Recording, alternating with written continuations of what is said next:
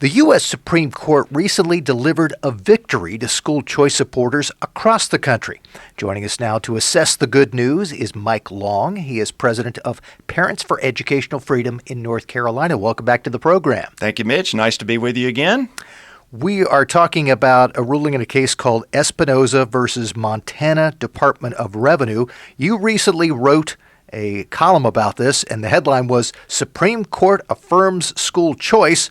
Tar Heel State celebrates. Why is the Tar Heel State celebrating? Well, we are celebrating because we have such a fantastic program called the Opportunity Scholarship in North Carolina that provides scholarship funding for working class, low-income families that are stuck in the zip-coded school that is not meeting their needs, and it provides them opportunity to go to the school of their choice, particularly a private school, and even if it's a private religious school, the Supreme Court has upheld that these public funds can be used for those types of programs. So that's a great victory when we have approximately 12,000 students here in North Carolina, families in North Carolina, that are benefiting from the current Opportunity Scholarship here. This is a case that came out of Montana, and some of the particulars are not ones that would particularly play out here in North Carolina.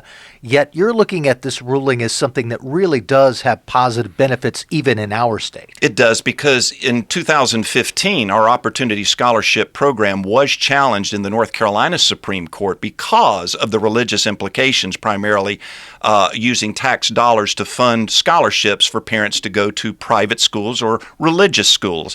That ruling was upheld in our favor in 2015. So now that the Supreme Court has essentially done the same thing in the Montana case, that is from the top of tops, so to speak, which is why we are really celebrating that outcome.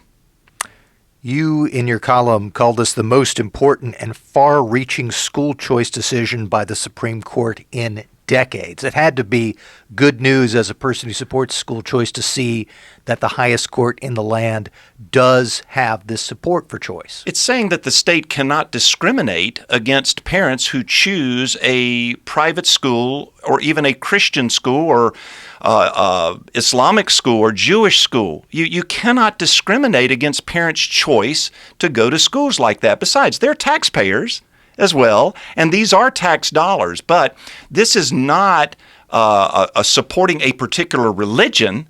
It's freedom of religion, not freedom from religion. And so this court the Supreme Court upheld that, and that's why we are celebrating. You mentioned in the column some of the specifics about the plaintiff in this case, Kendra Espinoza, a single mother in Montana working 3 jobs, and she'd used Montana's scholarship to send her daughters to a faith-based private school of her own choice.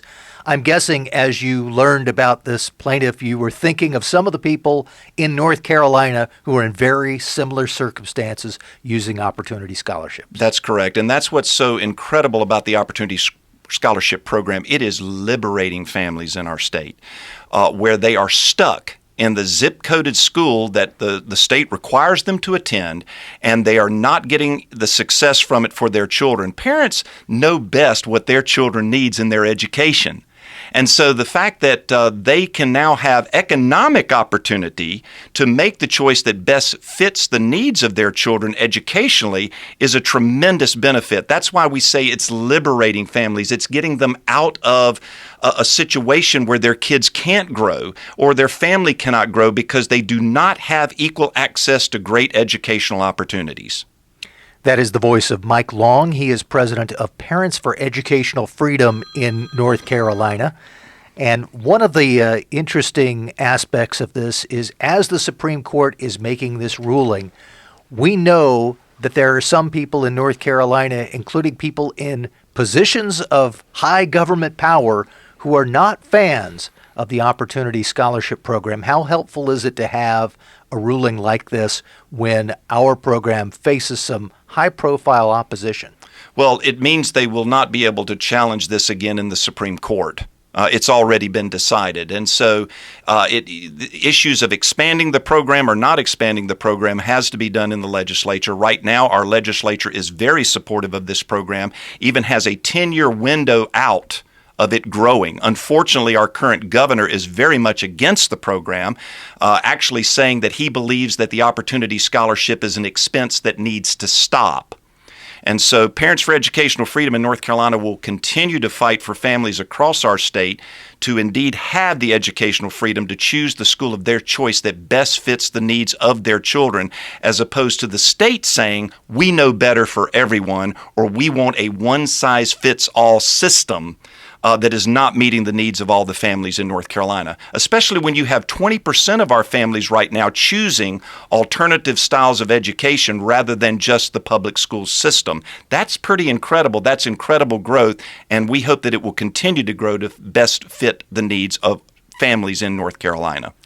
As much as this Supreme Court ruling is a reason for celebration in North Carolina and across the country, you alluded to this, but you also say in the column, this is not a time to just sit back and say, okay, it's over, we've won.